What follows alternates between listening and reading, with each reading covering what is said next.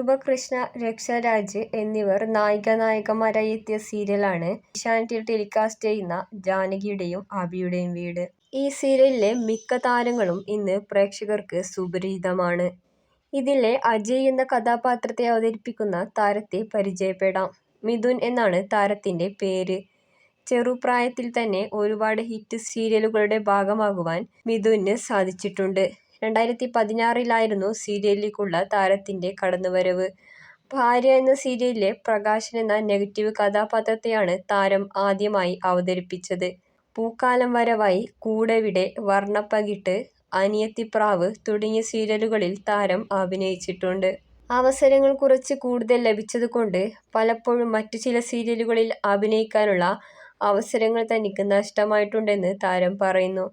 ഒരേ സമയം ഒരുപാട് സീരിയലുകളിൽ അഭിനയിക്കുന്നത് വളരെ ബുദ്ധിമുട്ടുള്ള കാര്യമാണ്.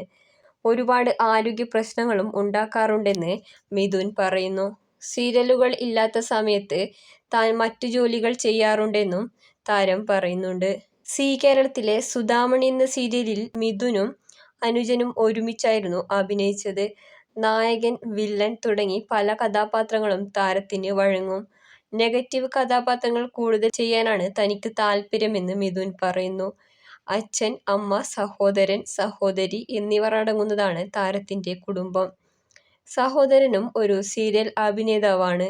മറ്റു താരങ്ങളെപ്പോലെ സോഷ്യൽ മീഡിയയിൽ സജീവമല്ലാത്ത താരം കൂടിയാണ് മിഥുൻ. ഈ അടുത്താണ് താരത്തിന്റെ വിവാഹ നിശ്ചയം കഴിഞ്ഞത്. എന്നാൽ അതുമായി ബന്ധപ്പെട്ട ഫോട്ടോകളോ വീഡിയോകളോ ഒന്നും താരം സോഷ്യൽ മീഡിയയിൽ പങ്കുവച്ചിരുന്നില്ല. സീരിയൽ താരം കൃഷ്ണാർച്ചനയാണ് താരം വിവാഹം കഴിക്കാൻ പോകുന്നത്.